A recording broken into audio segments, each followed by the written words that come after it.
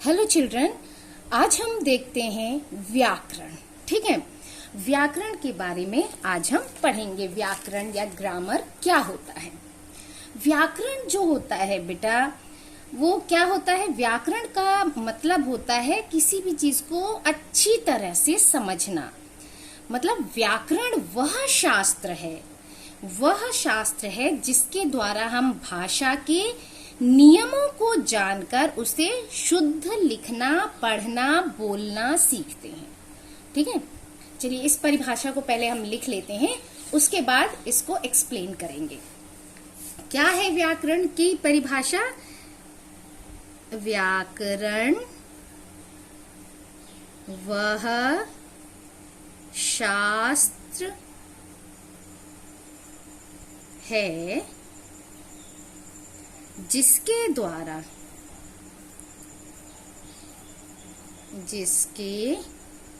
द्वारा हम क्या करते हैं? हम भाषा के नियमों को जानकर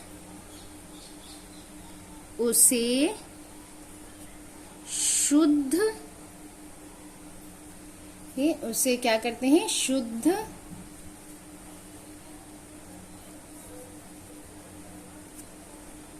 लिखना,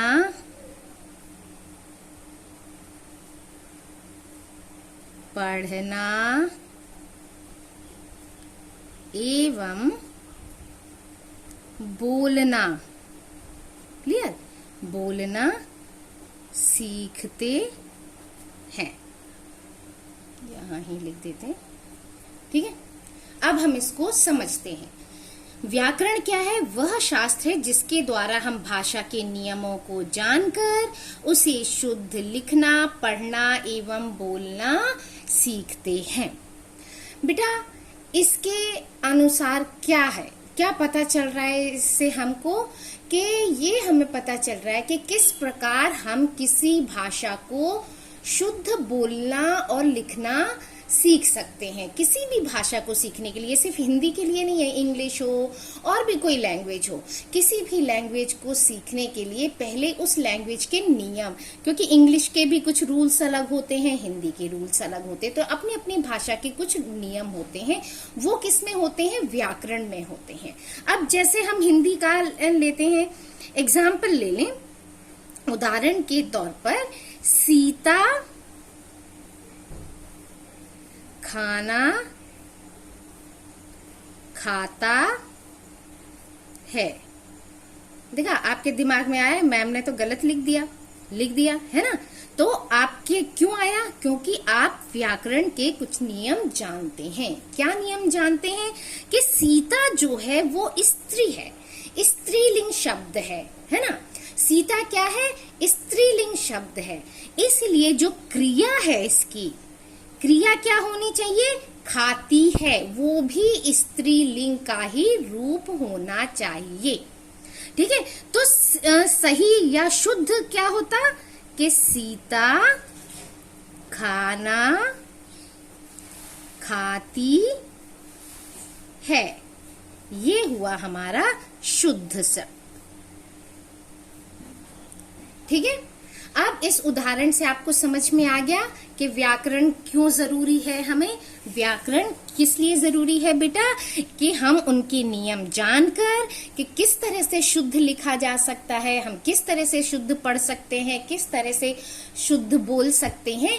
ये सारी चीज हमारी भाषा जो होती है ना, हमारी भाषा जो होती है वो क्या होती है? शुद्ध होती है, परिनिष्ठ होती है। दूसरों के सामने हम अपनी भाषा, बहुत से बच्चे क्या होते हैं, मुहावरे यूज करते हैं भाषा को और अच्छा बनाने के लिए, अपना वो जमाने के लिए, धाक जमाने के लिए कि मुझे ये चीज बहुत अच्छे से आती है।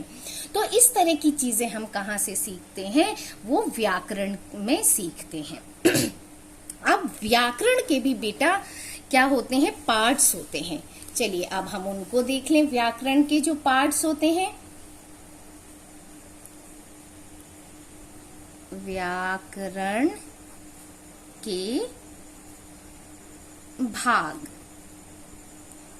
अब व्याकरण सीखेंगे, कोई भी चीज सीखेंगे, कुछ भी नियम कानून सीखते हैं तो वो भी क्या डिवाइड करके कि किस चीज को किस तरह से सीखना है, किस चीज को किस तरह से सीखना है। तो ऐसे ही क्या है, व्याकरण के भी भाग हैं, यानी कि हमारी सुविधा के लिए हम नियम जो हैं, इसके जो रूल हैं वो क्या कर सकें, अच्छे से जान सकें। तो हमारे अध्ययन की सुविधा के लिए व्याकरण को कितने भागों में बांटा गया है बेटा, 3 भागों में बांटा गया है। तो व्याकरण के कितने भाग हैं, 3 भाग हैं। चलिए यहां पर मैं बता देती हूं 3 भाग कौन कौन से हैं। सबसे पहले आता है आपका वर्ण विचार। वर्ण विचार, इनकी वीडियो मैं बिल्कुल अलग से बनाऊंगी बेटा, जिससे कि आपको बिल्कुल भी कंफ्यूजन ना हो और सारी चीजें बिल्कुल एक एक चीज क्लियर हो जाए आपके लिए। दूसरा होता है शब्द विचार, ठीक है, शब्द विचार। और तीसरा है आपका वाक्य विचार, ठीक है। वर्ण से शब्द बनते हैं, शब्द से वाक्य बनते हैं। ये तीनों तरह की चीजें हम अलग अलग पढ़ेंगे, ठीक है। ये अलग अलग चैप्टर्स मान लीजिए, अलग अलग भाग हैं ये बिल्कुल। तो वर्ण विचार, शब्द विचार, वाक्य विचार, ये व्याकरण के 3 भाग हैं। वर्ण विचार में क्या पढ़ेंगे बेटा, व्याकरण के इस भाग में हम वर्णों की बनावट, है ना, उनका उच्चारण, ये सारी चीजों के बारे में ज्ञान प्राप्त करेंगे, इनके बारे में जानकारी प्राप्त करेंगे। तो हम यहाँ लिख लेते हैं वर्ण विचार में हमें क्या पढ़ना है आगे। वर्ण विचार, या इसमें क्या सीखते हैं हम, व्याकरण के इस भाग में हम वर्णों की बनावट और क्या सीखेंगे, उच्चारण आदि। क्योंकि वर्ण का उच्चारण भी तो सही होना चाहिए। जैसे सा का कई लोग उच्चारण गलत करते हैं, श को सा बोल देते हैं। तो ये सारी चीजें भी हम इसी के अंतर्गत सीखते हैं। किसके अंतर्गत, वर्ण विचार के अंतर्गत। तो आदि के बारे में ज्ञान प्राप्त करेंगे, ठीक है।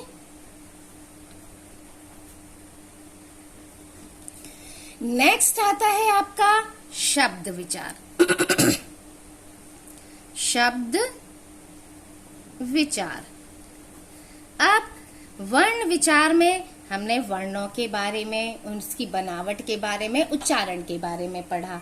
अब शब्द विचार में हम क्या पढ़ेंगे बेटा, शब्द विचार, इस व्याकरण के इस भाग के अंतर्गत क्या क्या आता है, शब्दों की उत्पत्ति, शब्द कैसे बने, उत्पन्न कैसे हुए, बनावट कैसी है शब्दों की, उनका उच्चारण कैसे करना है, ये सारी चीजें हम शब्द विचार के अंदर पढ़ेंगे। तो इसके अंतर्गत क्या आता है, शब्दों की उत्पत्ति। अब मैं पूरा वो नहीं लिख रही, व्याकरण के इस भाग ऐसे आप तो जान गए होंगे।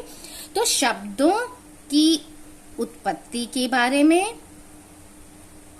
और क्या सीखेंगे, उसकी बनावट कैसे बने, है ना, और उच्चारण तो आपको हर चीज में सीखना ही पड़ेगा। उच्चारण सही होगा तभी आपकी जो भाषा है वो क्या होगी, शुद्ध और परिनिष्ठ होगी। लोग बोलेंगे कि वाह देखो ये कितना अच्छा बोलता है, ठीक है। अब आता है आपका लास्ट 3rd पार्ट, तीसरा भाग, वाक्य विचार।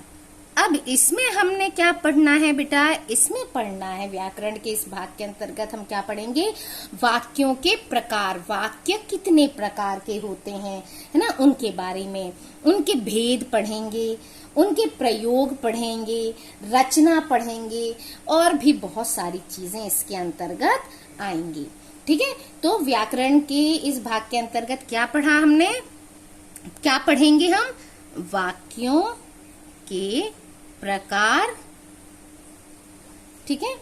नेक्स्ट पढ़ेंगे भेद, और पढ़ेंगे इसका प्रयोग, रचना, कैसे रचना हुई, है ना। तो इस तरह की चीजें इस भाग में हम पढ़ेंगे। तो बेटा ये सारी चीजें हम पढ़ेंगे व्याकरण में। व्याकरण के अंतर्गत अब आपने सीख ही लिया होगा कि व्याकरण क्या है। व्याकरण द्वारा बेटा हम भाषा के नियमों को जानकर शुद्ध भाषा का प्रयोग करना सीखते हैं। सिंपल हो गए, है ना। व्याकरण क्या है? भाषा के नियमों को जानकर शुद्ध भाषा का प्रयोग करना सीखते हैं हम व्याकरण के अंतर्गत। और व्याकरण के 3 भाग होते हैं। कौन कौन से? वर्ण विचार, शब्द विचार, वाक्य विचार। वर्ण विचार में हम वर्णों की बनावट के बारे में पढ़ते हैं, उसका सही से उच्चारण करना सीखते हैं। शब्द विचार में हम शब्दों की उत्पत्ति के बारे में पढ़ेंगे, उसकी बनावट के बारे में पढ़ेंगे और उच्चारण करना तो हम सीखेंगे ही। वाक्य विचार में वाक्यों के कितने प्रकार होते हैं, उनके क्या भेद होते हैं, उनका कहाँ क्या कैसे सब प्रयोग है और उनकी रचना कैसे हुई, ये सारी चीजें हम व्याकरण के अंतर्गत पढ़ेंगे। तो नेक्स्ट वीडियो जो होगी वो आपकी वर्ण विचार, शब्द विचार, वाक्य विचार, ये सारी अलग अलग होंगी बेटा। तो ध्यान से सारी चीजें पढ़िएगा। तब तक के लिए thank you. Like, share and subscribe my channel.